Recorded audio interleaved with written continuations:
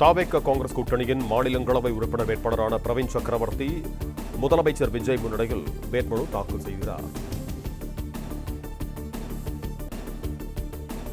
இது தொடர்பான கூடுதல் விவரங்களோடு இணைகிறார் எமது செய்தியாளர் மகேந்திரன். வணக்கம் மகேந்திரன், உங்களிடம் இருக்கும் தகவல்களை சொல்லுங்க. தமிழகத்திலிருந்து காங்கிரஸ் சார்பில் வேட்பாளராக நிறுத்தப்பட்டிருக்கக்கூடிய பிரவீன் சக்கரவர்த்தி தற்பொழுது சென்னை தலைமைச் செயலகத்தில் அவர் வேட்புமனுவை தாக்கல் செய்து வருகிறார். முதலமைச்சர் விஜய் முன்னிலையில் பிரவீன் சக்கரவர்த்தி தற்பொழுது தனது வேட்புமனுவை தாக்கல் செய்து வருகிறார்.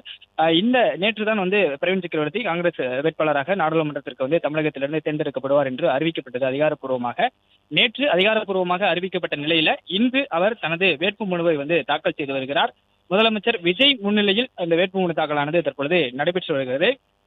தமிழகத்தை பொறுத்தவரை காலியாக இருந்த ஒரு ராஜ்யசபா உறுப்பினர் பொறுப்பானது தமிழக வெற்றி கழகத்திற்கு கிடைக்கும் என்று எதிர்பார்க்கப்பட்டது. தமிழக வெற்றி கழகத்தை சேர்ந்த ஒருவர் நாடாளுமன்ற உறுப்பினராக தேர்ந்தெடுக்கப்படக்கூடிய ஒரு வாய்ப்பு இருந்தது.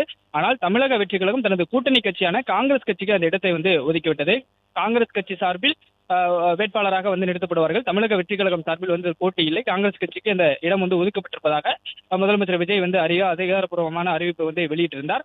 அதன்படி அந்த இடம் காங்கிரஸ் கட்சிக்கு ஒதுக்கப்பட்டு காங்கிரஸ் கட்சி சார்பில் பிரவீன் சக்கரவர்த்தி வேட்பாளராக அறிவிக்கப்பட்டார். அதன் பிறகாக தான் இன்று தற்பொழுது சென்னை தலைமைச் செயலகத்தில் பிரவீன் சக்கரவர்த்தி முதலமைச்சர் விஜய் முன்னிலையில் தன்னுடைய வேட்புமனுவை தாக்கல் செய்து வருகிறார். பிரவீன் சக்கரவர்த்தி தமிழகத்திலிருந்து நாடாளுமன்ற உறுப்பினராக தேர்ந்தெடுக்கப்படுவதற்கான வாய்ப்பு இருக்கிறது. ஏனென்றால் தமிழக வெற்றி கழக சட்டமன்ற உறுப்பினர்களுடைய எண்ணிக்கை அதிக அளவில் இருக்கக்கூடிய ஒரு சூழ்நிலையில் தமிழக வெற்றி கழகம் சார்பில் காங்கிரஸ் கட்சிக்கு இந்த இடம் ஒதுக்கப்பட்டிருக்கக்கூடிய நிலையில பிரவீன் சக்கரவர்த்தி நாடாளுமன்ற உறுப்பினராக போட்டியின்றி தேர்வு செய்யப்பட வாய்ப்பு இருக்கிறது. தற்பொழுது அவர் முதலமைச்சர் விஜய் முன்னிலையில் தன்னுடைய வேட்புமனுவை தாக்கல் செய்திருக்கிறார். பிளே ஸ்டோர் மற்றும் ஆப் ஸ்டோரில் இருந்து பாலிமர் செயலியை QR கோடு மூலம் பதிவிறக்கம் செய்யுங்கள். செய்திகளை உடனுக்குடன் பெறுங்கள்.